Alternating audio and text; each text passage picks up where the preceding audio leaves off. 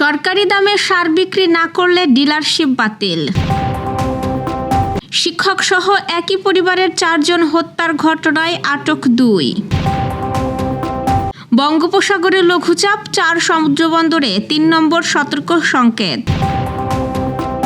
ঝিনাইদহে জমি নিয়ে বিরোধের জেরে এক ব্যক্তি খুন।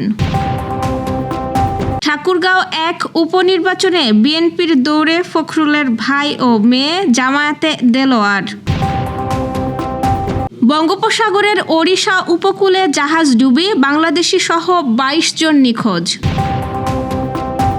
ভয়াবহ অগ্নিকাণ্ডের পর কলকাতায় 13 হোটেল বন্ধ, 50টিকে নোটিশ। শুনছিলেন দিনের খবরের প্রধান শিরোনাম, এবার বিস্তারিত। তার আগে আমাদের ইউটিউব চ্যানেল সাবস্ক্রাইব করুন এবং সব খবর পেতে ফেসবুক পেজ ফলো করে রাখার পাশাপাশি ওয়েবসাইট ভিজিট করুন। সরকার নির্ধারিত মূল্যে কৃষকের কাছে সার বিক্রি নিশ্চিত করতে দেশের সব জেলা ইউনিটের ডিলারদের সতর্ক করেছে বাংলাদেশ ফার্টিলাইজার অ্যাসোসিয়েশন। শনিবার বিএফ-এর চেয়ারম্যান মোশাররফ হোসেন স্বাক্ষরিত এক বিজ্ঞপ্তির বরাতে এ তথ্য জানিয়েছে বাসাস। এতে বলা হয়, নির্ধারিত সময়ের মধ্যে অর্থ জমা, সার উত্তোলন ও গুদামে মজুদ নিশ্চিত করতে হবে।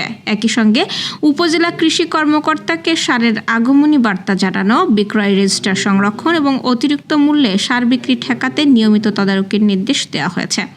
নীতিমালা লঙ্ঘন করলে ডিলারশিপ বাতিল সহ আইনানুগ ব্যবস্থা নেওয়া হতে পারে বলে সতর্ক করে দিয়েছে বিএফএ। বিজ্ঞপ্তিতে আরও বলা হয়েছে, কোনো কুচক্রী মহল অতিরিক্ত দামে সার বিক্রি করে যেন তার দায় ডিলারদের উপর চাপিয়ে দিতে না পারে, সেই বিষয়েও সতর্ক থাকতে হবে। পাশাপাশি স্থানীয় কৃষি অফিস ও প্রশাসনের সঙ্গে সার্বক্ষণিক যোগাযোগ বজায় রাখার পরামর্শ দেওয়া হয়েছে। রংপুরে তালাবদ্ধ বাড়ি থেকে একই পরিবারের 4 জনের মরদেহ উদ্ধার হয় শনিবার রাত 11টার দিকে। বাড়ি থেকে রংপুর জেলা স্কুলের সাবেক শিক্ষক গণপতি চক্রবর্তী, তার স্ত্রী, সন্তানসহ 4 জনের মরদেহ উদ্ধার হয়। নিহতরা হলেন রংপুর জেলা স্কুলের সাবেক শিক্ষক গণপতি চক্রবর্তী, তার স্ত্রী প্রীতিলতা চক্রবর্তী, মেয়ে পার্থী চক্রবর্তী এবং ছেলে আয়াস চক্রবর্তী। পশ্চিম বঙ্গোপসাগর ও তৎসংলগ্ন উপকূলীয় এলাকায় একটি লঘুচাপ সৃষ্টি হয়েছে। ফলে সমুদ্রবন্দর, উত্তর বঙ্গোপসাগর ও তৎসংলগ্ন বাংলাদেশের উপকূলীয় এলাকার ওপর দিয়ে ঝোড়ো হাওয়া বয়ে যেতে পারে বলে জানিয়েছে আবহাওয়া অধিদপ্তর। আজ আবহাওয়াবিদ তরিফুল নেওয়াজ কবিরের সামুদ্রিক সতর্কবার্তায় এ তথ্য জানানো হয়েছে।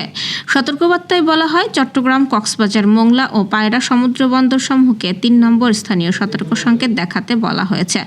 উত্তর বঙ্গোপসাগরে অবস্থানরত মাছ ধরার নৌকা ও ট্রলার সমূহকে পরবর্তী নির্দেশ না দেওয়া পর্যন্ত উপকূলের কাছাকাছি এসে সাবধানে চলাচল করতে বলা হয়েছে। ঝিনাইদহের কোটচাঁদপুরে জমি নিয়ে বিরোধের জেরে 2 চাচা ও তার সন্তানদের ধারালো অস্ত্রের আঘাতে ভাতিজা তবিবর মণ্ডল নিহত হয়েছেন। ঘটনাটি ঘটেছে আজ সকালে উপজেলার মল্লিকপুর গ্রামে। নিহত তবিবর মণ্ডল একই গ্রামের নবিস উদ্দিন মণ্ডলের ছেলে। এই হত্যার ঘটনায় নিহতের চাচা ও চাচাতো ভাই পলাতক রয়েছে। নিহতের স্বজন ও কোটচাঁদপুর থানার ওসি আজাদ রহমান জানিয়েছেন, দীর্ঘদিন ধরে জমিজমা সংক্রান্তের জের ধরেই চাচা ভাতিজাদের মধ্যে কলহ চলে আসছিল। তার জের ধরেই আজ সকালে উপজেলার মল্লিকপুর গ্রামে চাচা উজির মণ্ডল, তার ভাই আব্দুল গফুর মণ্ডল এবং তার ছেলে শাকিলের সাথে ভাতিজা তবিবরের সীমানা নিয়ে তর্ক বিতর্কের সৃষ্টি হয়। এক পর্যায়ে 2 চাচা ও চাচাতো ভাই উত্তেজিত হয়ে ধারালো অস্ত্র চাপাতি দিয়ে ভাতিজার বুকে ও শরীরে উপর্যুপরি আঘাত করলে সে গুরুতর জখম হয়। এ সময় স্থানীয়রা তাকে উদ্ধার করে কোটচাঁদপুর হাসপাতালে নেওয়ার পথে সকালে তার মৃত্যু হয়। রাষ্ট্রপতি হওয়ায় মির্জা ফখরুল ইসলাম আলমগীরের ছেড়ে দেওয়া ঠাকুরগাঁও 1 আসনে উপনির্বাচন ঘিরে সম্ভাব্য প্রার্থী নিয়ে আলোচনা শুরু হয়েছে। বিএনপি প্রার্থী এখনও চূড়ান্ত না হলেও সম্ভাব্য তালিকায় এগিয়ে রয়েছেন মির্জা ফখরুলের ছোট ভাই ও জেলা বিএনপির সভাপতি মির্জা ফয়সাল আমিন। পাশাপাশি তার মেয়ে অস্ট্রেলিয়া প্রবাসী চিকিৎসা বিজ্ঞানী শামারুহ মির্জার নামও আলোচনায় রয়েছে। অন্যদিকে জামায়াতে ইসলামীর সম্ভাব্য প্রার্থী হিসাবে আগের নির্বাচনের প্রার্থী দেলোয়ার হোসেনই থাকছেন বলে দলীয় সূত্র জানা গেছে। তিনি গত নির্বাচনে ফখরুলের প্রধান প্রতিদ্বন্দ্বী ছিলেন। জেলা বিএনপি জানিয়েছে, প্রার্থী চূড়ান্ত করবে দলের হাইকমান্ড, আর জামায়াতও কেন্দ্রের সিদ্ধান্তের অপেক্ষায় মাঠে প্রস্তুতি চালাচ্ছে। ফলে উপনির্বাচনে বিএনপি ও জামায়াতের লড়াই জমে উঠতে পারে। বঙ্গোপসাগরের ওড়িশা উপকূলে ২৪ জন ক্রু সহ ডুবে গেছে পানামার পতাকাবাহী একটি বাল্ক ক্যারিয়ার জাহাজ। গতকাল শনিবার ঘটেছে এই ঘটনা।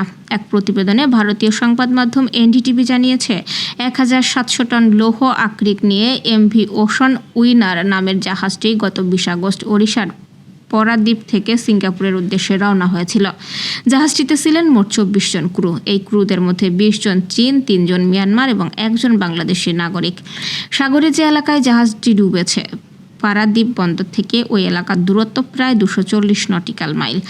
আন্দামান নিকোবরের রাজধানী শ্রীবিজয়াপুরমে অবস্থিত ভারতীয় কোস্টগার্ড দপ্তরের মেরিটাইম রেস্কিউ কোঅর্ডিনেশন সেন্টার বিভাগের কর্মকর্তারা জানিয়েছেন, শনিবার বেলা ১১টা ৪৮ এমভি ওশান উইনারের নির্মাণকারী কোম্পানির একটি সহযোগী প্রতিষ্ঠান তাদের সঙ্গে যোগাযোগ করে এবং বলে যে এমভি ওশান উইনার যোগাযোগ বিচ্ছিন্ন হয়ে গেছে।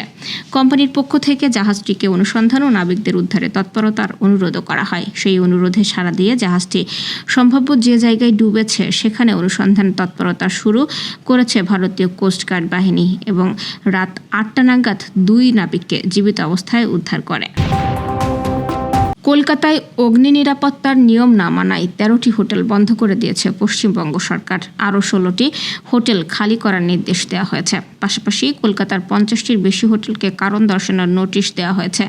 কেন্দ্রীয় কলকাতার Mirza Ghalib street, Marquis street ও SN ব্যানার্জি রোড এলাকার হোটেলগুলোতে এই অভিযান চালানো হয়। এছাড়া পশ্চিমবঙ্গের বিভিন্ন জেলার আরও ২৯টি হোটেলকেও নোটিশ দেওয়া হয়েছে। গত বুধবার কলকাতার শিখাইন হোটেলে ভয়াবহ আগুনে ৯ জন নিহত হওয়ার ৩ দিন পর এই অভিযান শুরু হলো। এই ঘটনায় অন্তত ৮০ জনকে উদ্ধার করা হয়েছিল। হোটেলটির ইজারাদারকে গ্রেপ্তার করা হয়েছে এবং পলাতক মালিক বীরেশ্বর মিত্রকেও গ্রেপ্তার করেছে পুলিশ।